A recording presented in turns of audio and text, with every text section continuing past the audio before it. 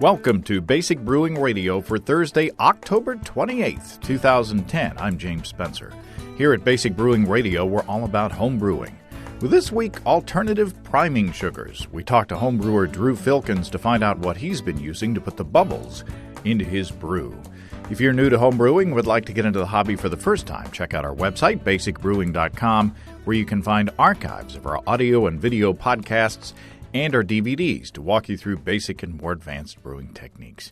You can find me on Twitter at Basic Brewing, and you can find me on Facebook at facebook.com/basicbrewing.james, and our show page is at facebook.com/basicbrewing. Thanks to everybody clicking on the Amazon.com associate link on our basicbrewing.com site. Whenever you think of Amazon, think of us and click on our associate link first. It won't cost you any extra, and you'll be helping us to bring you the show, and we greatly appreciate your support. We also have associate links for Brew Your Own magazine and the American Homebrewers Association on our site, too. And you can find our iPhone app in the iTunes Store, and we're in the BlackBerry podcast directory now, too. You can just find us everywhere. We're everywhere. This week, look for our Halloween episode of Basic Brewing Video. This year, Steve and I resurrect the seemingly dead as we use the dregs from the very last zombie Belgian bottle to brew a new beer 2 years after the original beer was brewed from yeast that was a couple of years old back then. That episode should hit the server in the next day or so be on the lookout for that. It's the only Basic Brewing Video episode this month because Steve and I have been working on our new extract brewing and partial mashing DVD. 2.5 hours of content on that one, so stay tuned for updates on that. And speaking of updates, Mark from Brewing as Art has an update on the unveiling of his brewing sculpture that you've heard him talk about on this program. There's been a change of venue for Saturday's event. Mark says, since we spoke, the Economic Development Council of New York City pulled out the permit for the event with basically no explanation. But we were able to move it to the Noble Maritime Collection Museum at Snug Harbor on Staten Island. Also, to clarify, we won't be brewing at this event because it's indoors and a fire hazard, obviously, but we will be providing 20 gallons of free beer for the event. A maritime ale, like an Anchor Steam beer, a Dusseldorf Old Ale, an alt beer, and my Ginger Saison that just won bronze medal at the first ever Staten Island Brew Fest. That sounds tasty. Mark says there will be a pump with water running through the structure to show how it works, and a performance by members of a local band appropriately named Stout. So for more information on that event, go to brewingasart.com. And send pictures. Sean Terrell wrote after hearing Andy and me talk about kegging last week. Sean says, I was surprised that neither of you mentioned my personal favorite carbonation regimen, sort of the middle ground between shake and bake and set and forget. Sean says, set the regulator to your serving pressure and shake as often as possible for the first day or two. It's much faster than just waiting for the beer to get saturated, but since the serving pressure is already set, you can shake until your arms fall off without having to worry about overcarbonation. Good advice. On a totally unrelated note, Sean says, I just got the first full data set from a listener's refractometer measurements. 10 beers, and the new correlation predicted them all within 1 point. Big thumbs up emoticon here, Sean says. Well, that's awesome. Remember, Sean is working on a revised formula that will be more accurate and more accurately correct refractometer readings if you take them after fermentation. You can help Sean out with that by sending him a gravity reading before fermentation with either a hydrometer or a refractometer, and then 2 gravity readings, one with a hydrometer and one with a refractometer after fermentation. And you can reach Sean at SeanTerrell.com. And by the way, Sean's got an assistant brewer's job out west, apparently. More details on that later. Congratulations to Sean on becoming a professional brewer. Hopefully he won't forget us home brewers. Philip Lamb is a home brewer in Paris, France, and wants to get together a homebrew club there. Are you in or near Paris, France? If so, go to our page at facebook.com/basicbrewing and reply to Philip's post there. It would be cool to establish a homebrew foothold in the land of good wine and good food over there. Jake from Monument, Colorado asks, I was wondering if you had any insight into what the best container would be for fermenting 10-gallon batches. Outside of a very expensive conical fermenter, what other options are available to a home brewer who is ready to make the jump to 10-gallon batches but isn't quite ready to part with several $100s for a nice, shiny conical? Well, Jake, when I brew 10 gallons, which I have to admit is rare nowadays, even though I have a kettle thing, I just split my wort into 2 carboys or 2 buckets. So essentially just splitting it into 2 5-gallon batches. It works fine for me.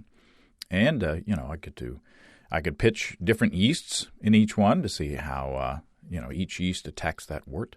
However, I'm sure that you guys out there have suggestions on 10-gallon fermentation that's short of a shiny new conical.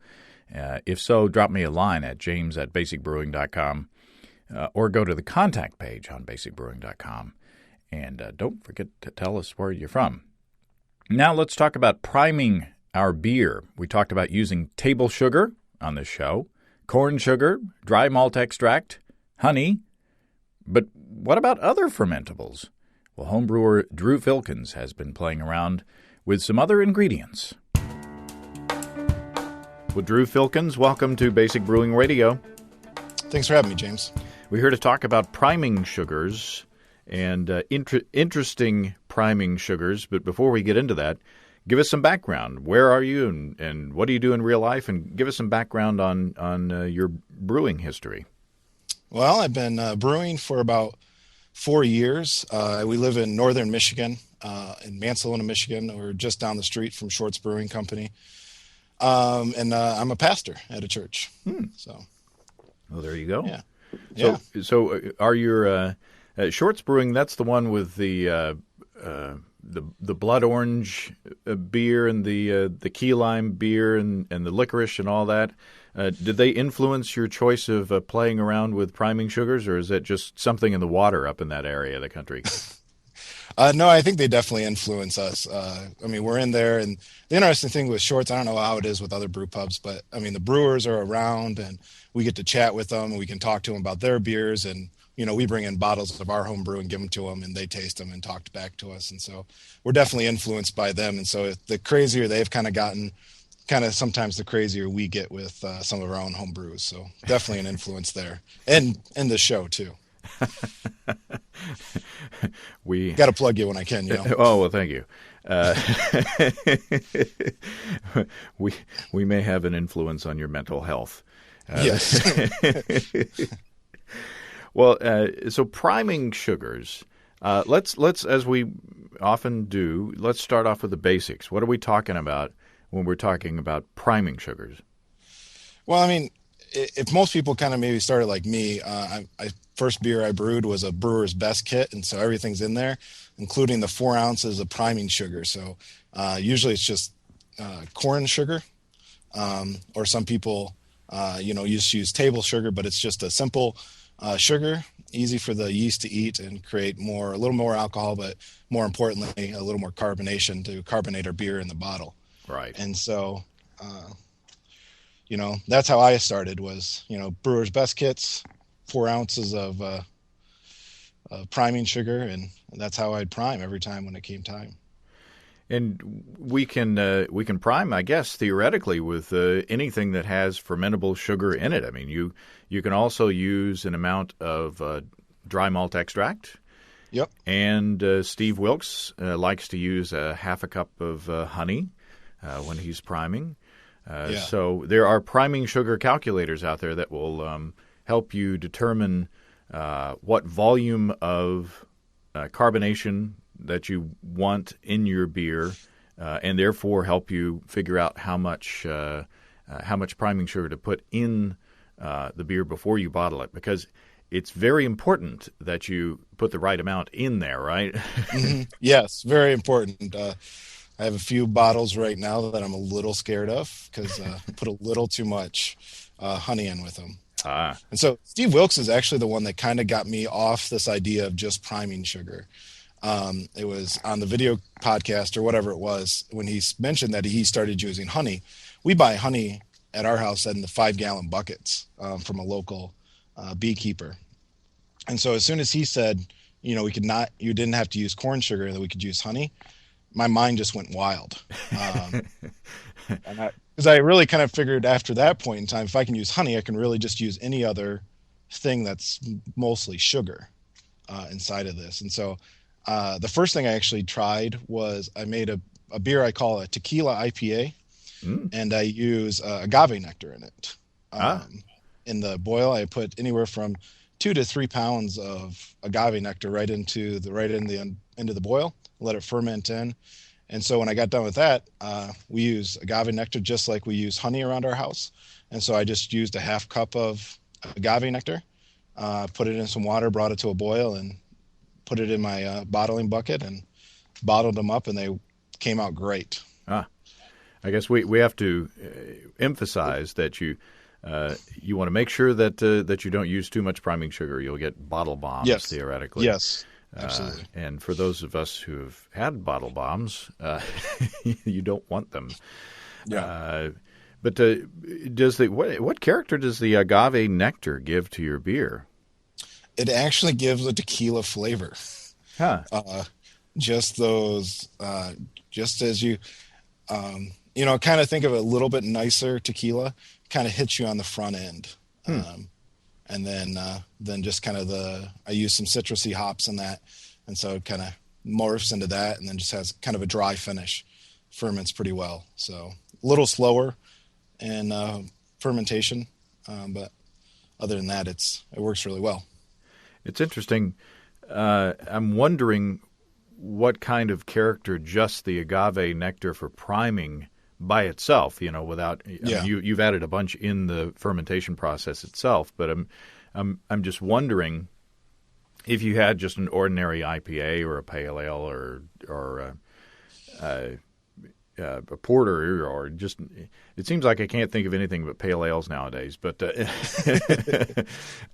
if you put that agave nectar as a priming agent at the end, I'm wondering what kind of character just that amount of the stuff would have on the beer.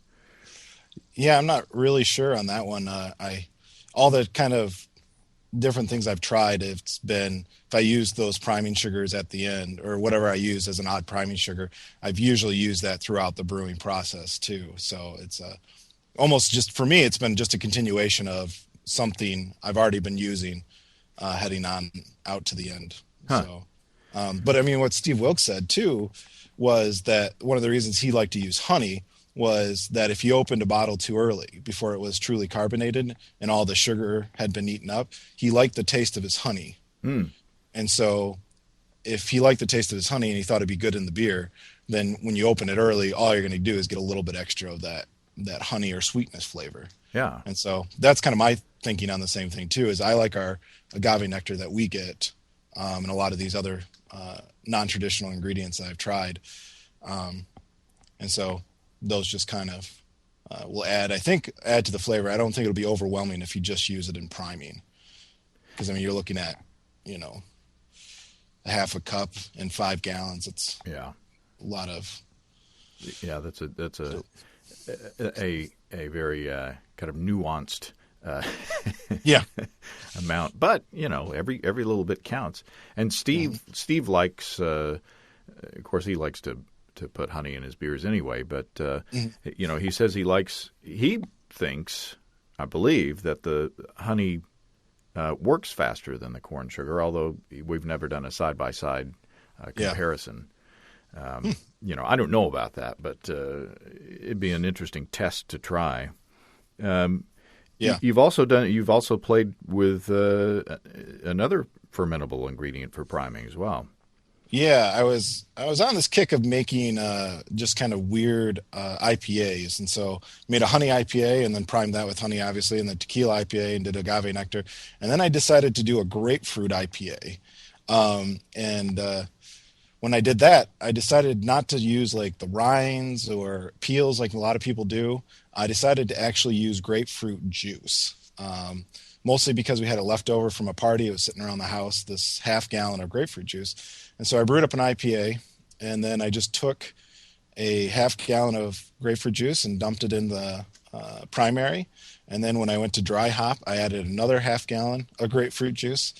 And then when it came time to prime, my thoughts were, I looked at the ingredients, or not the ingredients, the nutrition label, and I saw it has this many carbohydrates in it, and carbohydrates are what the yeast eat. And so I did a little calculation, and I measured out what I figured was the amount, and dumped that into the bottling bucket, and primed up my beer with actual grapefruit juice.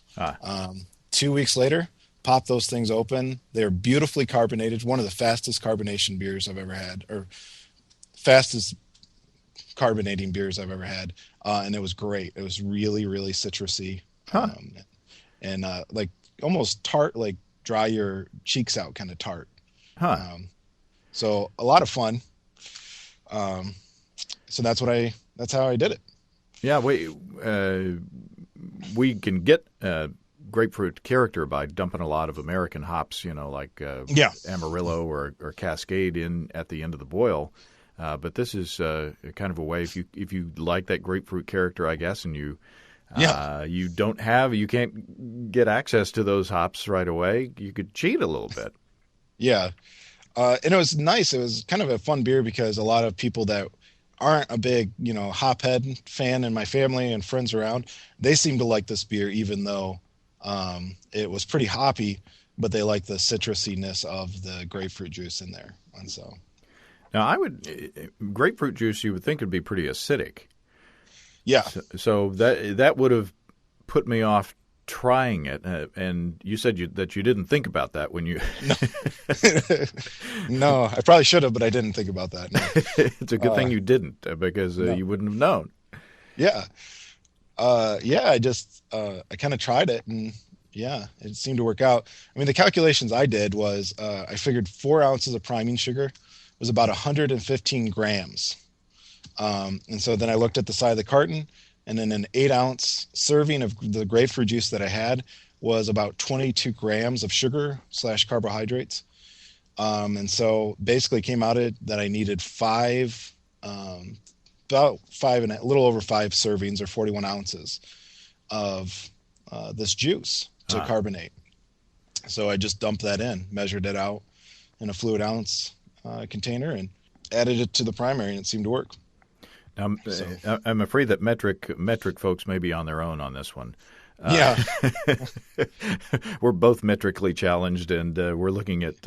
You've sent me a link to a chart that doesn't have a metric equivalence in there, but I'm sure that they could. Once we explain the theory, maybe our metric friends can figure out how to figure out these ratios on their own.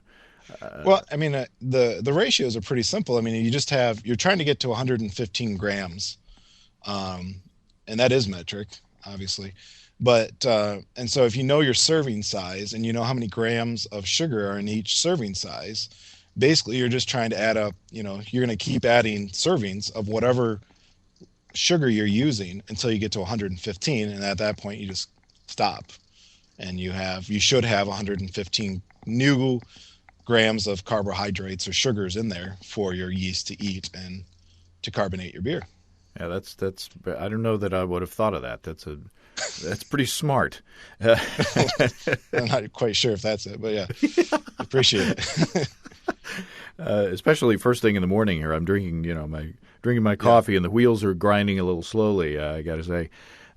So you essentially figure out with your priming sugar calculator how much sugar that you would need, and then you look at the nutritional ingredients or the information that you've got about your priming ingredient, and you figure out how many grams or ounces of sugar is in a certain quantity, and then just do the math, essentially. Yeah. That's pretty much all I did. Just kind of worked backwards, trying to solve for how many of these servings I'm going to need to get up to this grams. And I wasn't exactly sure if this was going to work anyway, so it was kind of a whim and a prayer to start off with. But and I did, just because I was a little concerned with bottle bombs. I came out with about 5 servings, or a little over 5 servings is how much I should add, and I backed it off a little bit. I put them in a little. I'd have to look back at my notes, but I think I only put in like 38 ounces, or somewhere under 40. So, because I figured a little less carbonation would be okay. Right. But broken glass is not okay. So. Yeah, no, not with little kids running around the house. So yeah, we don't want any of that. So. Now, I guess to be perfectly safe, you could take the same approach that you take when making root beer. When there's tons of sugar in the root beer, and you put yeast in at bottling time to do the carbonation, and you essentially check those bottles frequently, and then when they get to the carbonation level that you like, stick them in the fridge and make the yeast go as dormant as you can. Mm-hmm. So in this case, if you're trying with a new ingredient, also what I do with root beer is I do it in the plastic, I guess it's PET Mr. Beer bottles. Yeah. And so you can squeeze them and see when they're getting tight. And then once they start getting tight, you can chill one and see if the carbonation level is where you like it. So I guess to be perfectly safe, if you're trying a new priming ingredient for the first time, you probably ought to take a cautious approach. Yeah. Yeah, I mean, I definitely do when I try one of these new fangled things out. You got to try. I always make sure that they get stuck back in the corner, and then as soon as I feel like they're carbonated enough, they get thrown in a fridge or down in the basement and let them go. So. Into the bunker. Into the bunker, away from the little hands.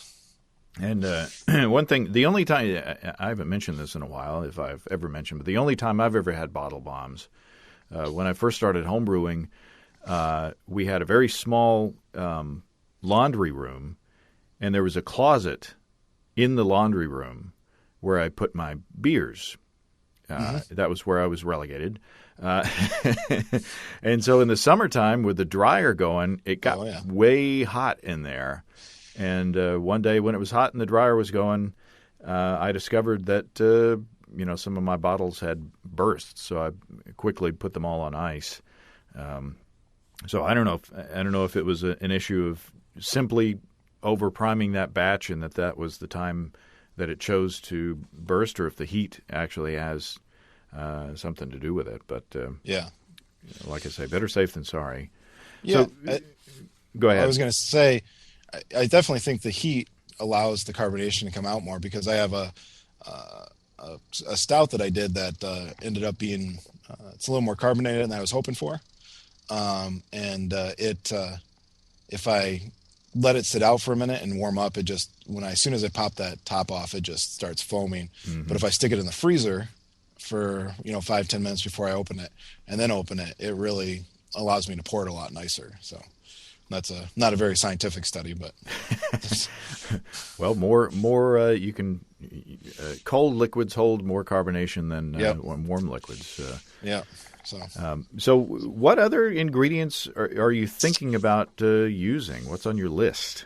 A molasses. I've been looking at that. We buy molasses in bulk as well, and I keep thinking, kind of pay homage back to kind of the early brewers in America to brew a porter in the spring, where I can get some spruce tips and do that, and then use a lot of molasses in it, and then use molasses to prime. And molasses comes with the nutritional information right on the side as well. It's got 11 grams of carbohydrates per tablespoon, so I'm looking at using about 11.5 tablespoons for priming. Huh. I kind of looked and I found corn syrup in ours too, in our cupboard. You could probably use corn syrup just as well. Same nutritional information is right on the side. And then the other odd one, we went to a cider pressing party where we made fresh apple cider with a bunch of friends. And so I brought 2 of my priming buckets with me, and I took off 10 gallons of cider right off the press and threw yeast in. And then I'm also saving some on the side to do the priming with the apple cider. Ah. And so this is where that chart that we were talking about. So here, obviously, I don't have nutritional information about the apple cider. I mean, it literally came off the press. And so I took a gravity reading then, and I got 1055 was my gravity reading. So I went on the outline and started looking for, if I know my specific gravity of a liquid, about how many ounces or grams of sugar should be in that solution in a gallon. And I found this chart on homewinemaking.com. And we will put a link to that in the description of this episode on basicbrewingradio.com. Before I forget. Yes. And so at 1055, there's 1 pound, 4 ounces of sugar. Or 20 ounces of sugar in a gallon of this liquid, or somewhere right around there. Because obviously there's other things, there's other tastes that are taking up some of the room, making the liquid denser in the apple cider. But I'm going to take this as about a roundabout. So if that's 20 ounces and I want to get about 4 ounces of sugar into my 5-gallon batch to prime it, I figure I need 1/5 of a gallon then of apple cider to go ahead and prime my beer, or about 25.5 ounces of apple cider. And so right before I bottle it, I'm just going to pull that couple bottles, or we got them in 1/2-gallon jugs in the freezer. I'm just going to pull those out, let them come back to room temperature. I'll probably boil these just for a minute, just in case any beasties got in there. But, now the cider was straight off the press, so I just threw yeast in. I brought yeast with us, and I threw yeast right in, so I didn't really worry about it. There's one variable that we haven't talked about in that sugars aren't sugars. There are fermentable sugars and there are unfermentable sugars, and just because it says it's got sugar in there, it doesn't mean that the yeast can eat all that stuff. Yes. Yeah, and so, I mean, you are leaving some behind. I kind of do one thing. I kind of average between a lot of these things. I'll average between the number of carbohydrates and the number of sugars, because sugars should be mostly eatable, or, not eatable. Digestible. Fermentable, yes. That's the word. Yes. I mean, the sugar should be mostly fermentable by the yeast. I mean, they should be able to get in there and attack those. And the carbohydrates are a little different. So, I mean, we're not talking a 1-to-1 ratio on this. And so I kind of average between them. My kind of thinking is, if you're trying to, brew to style and to get, to win a homebrew competition, probably using some non-traditional priming ingredient isn't your best bet. But if you are kind of looking, the kind of two areas that I think it really is helpful is, I like describing my beers to my homebrewing buddies, and I always like, something different about mine. And so, part of it's just bragging rights. I used whatever to make this. I used agave nectar. I used, honey. I used apple cider to prime this, so they get something else. And the other thing I'm thinking about is, I got a little boy and another kid on the way. And sometimes the only time I have the bottle is at like midnight, and I don't have, priming sugar around the house for whatever reason. And so part of the thinking I thought was, it's just grabbing kind of whatever you got out of your cupboard to prime with, so you can bottle when you get a chance, may it be at midnight or whenever some of these stores aren't open. And it makes you more versatile as a brewer, knowing that you can use different tools from the ordinary toolkit, so to speak. Yeah, absolutely. And you got to think that even if you have an ingredient that isn't as fermentable as you thought, you are safer that way. Yep. And maybe there'll be some more character of that priming sugar or priming ingredient in your beer, even though it's a small amount in the full volume of beer. Yeah. Well, and my thing too is, I actually like the taste of our agave nectar. I like the taste of the molasses and the honey that we get. And I've tasted corn sugar, and it's sweet, but it just doesn't add anything else. Right. And so, I kind of look at that and just say, if I like the flavor of this, when Steve Wilkes commented about the reason he uses honey, he said, if I open a bottle too early and it's not fully carbonated and haven't got rid of the, honey yet, I like the flavor of my honey. So adding that to my beer isn't that big a deal. And I think the same thing, if we're just adding these things, it'd be a bummer if you added something that didn't actually allow you to carbonate. That would be kind of sad. Yeah. But other than that, if you're adding stuff that you like the flavor of, I think it's only going to add to the flavor of your beer. Now, you've tried one ingredient that didn't work out. Oh, yeah. I did a test. Thank goodness it was a test. Yes. I wanted I was thinking of, I like alliteration, so I was thinking of a Pepsi Porter. Kind of to go with this whole thing of just kind of these non-traditional things. But I was also trying to think of things that I would maybe have laying around the house. And so I grabbed a bottle of Pepsi, and then opened it up, let it come to room temperature, and tried to get rid of some of the carbonation in there. And then I dumped in some bread machine yeast, just because I didn't want to waste good yeast, in there to see if this would kind of take off and start fermenting. And we could use kind of the same idea. We want 115 grams of sugar in our, to prime with, or whatever number you're going with. And so I put it in there, and it did not take off at all. It sat there for like 3 days. So, I'm not sure if it's the acidity of it or if it's the, some of the preservatives they put in those things. Yeah. But whatever it is, it didn't work. So Chris Colby has made his, Mountain Dew ale. I can't remember what the name of it was, but it wasn't pure Mountain Dew. Okay. He cut that with something. I think it was a regular beer that was a blend. I have to go back and look at that issue of Brew Your Own Magazine or the episode that he talked about it.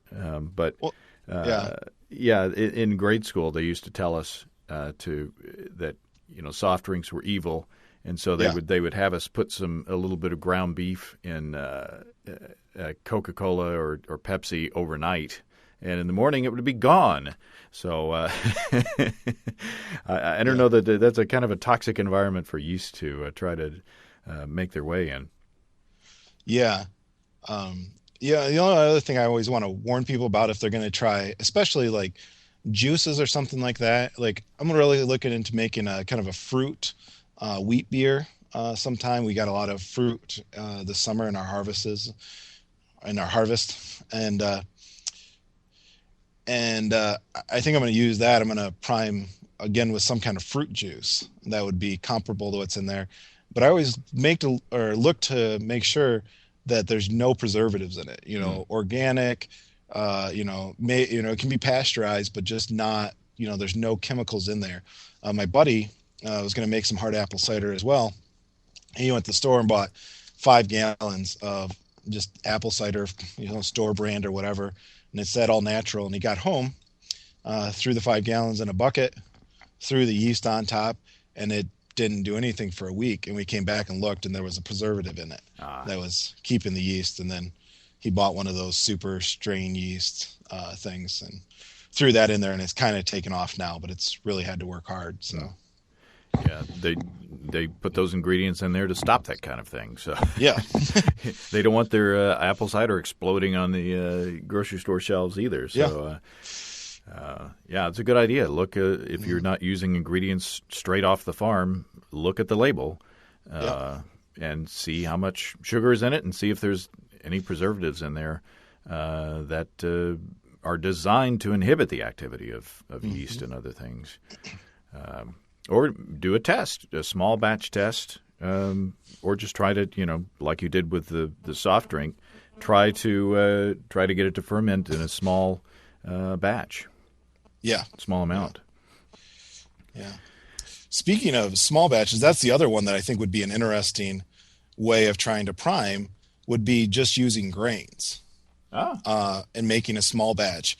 And I did a little bit of calculation in iBrewmaster, which is the iPhone app that I use for brewing.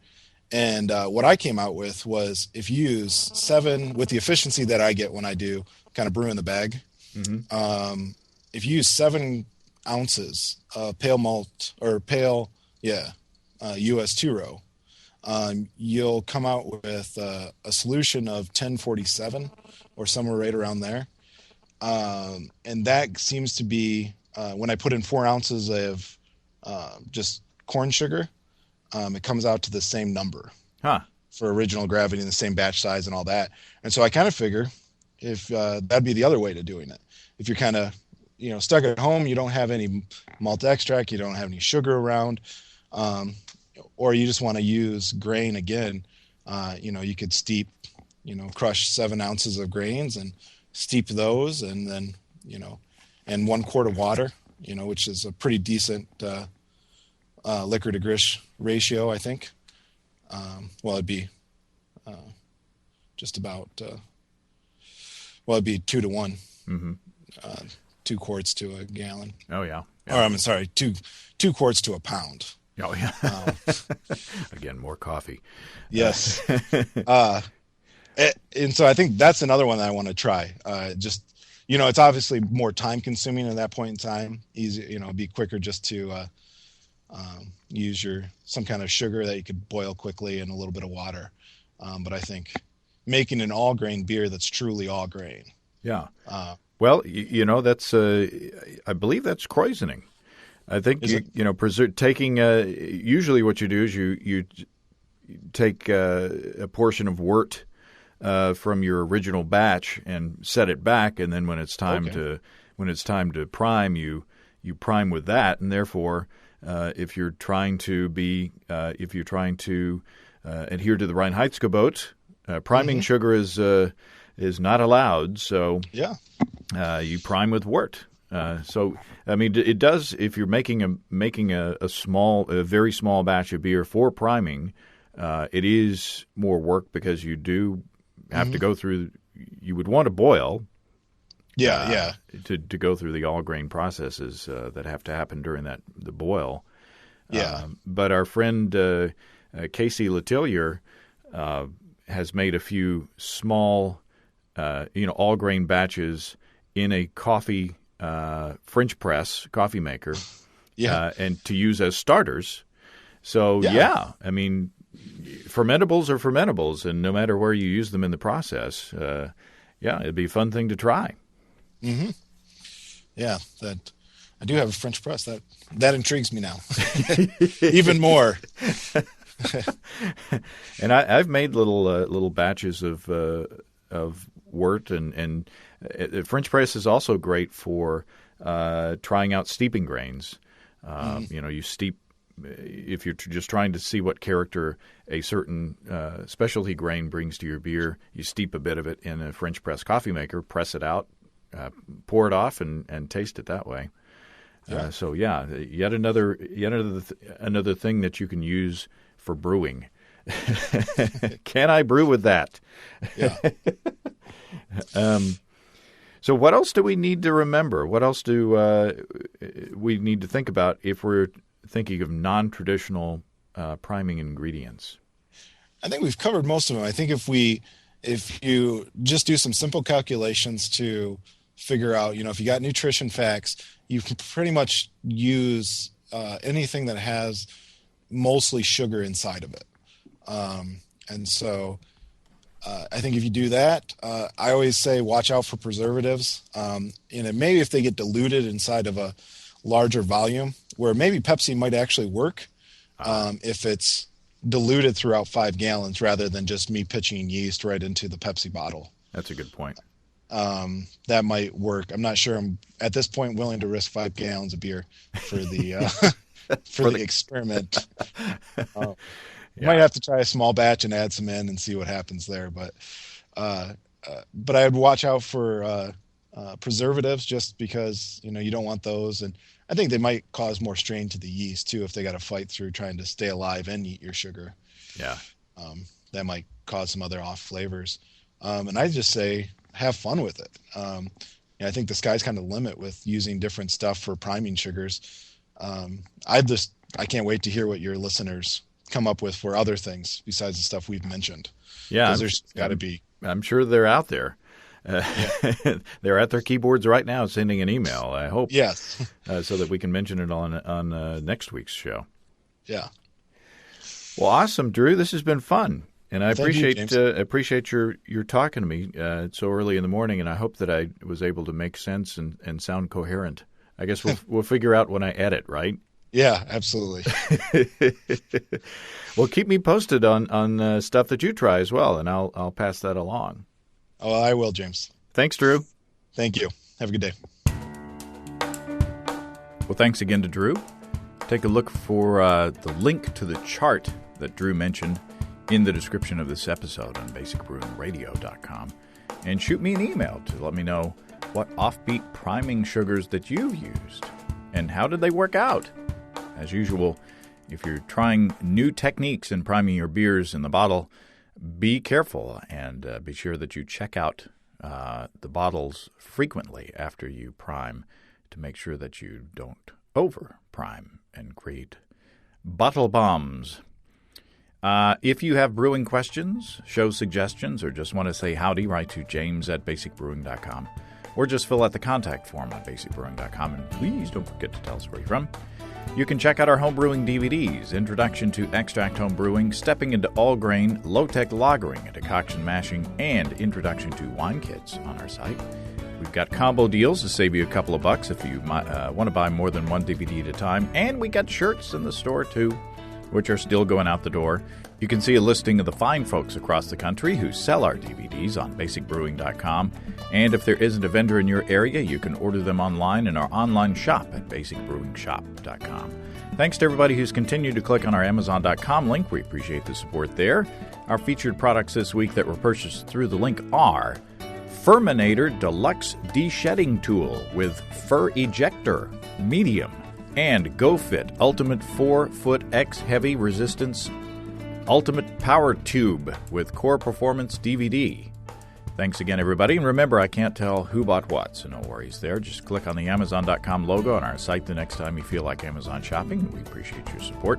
And don't forget that you can also join the American Homebrewers Association through our associate link on basicbrewing.com, and subscribe to Brew Your Own magazine, too. That's all until next time. Until then, thanks for listening, everybody.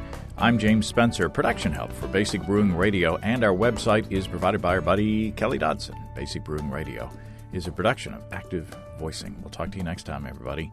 So long.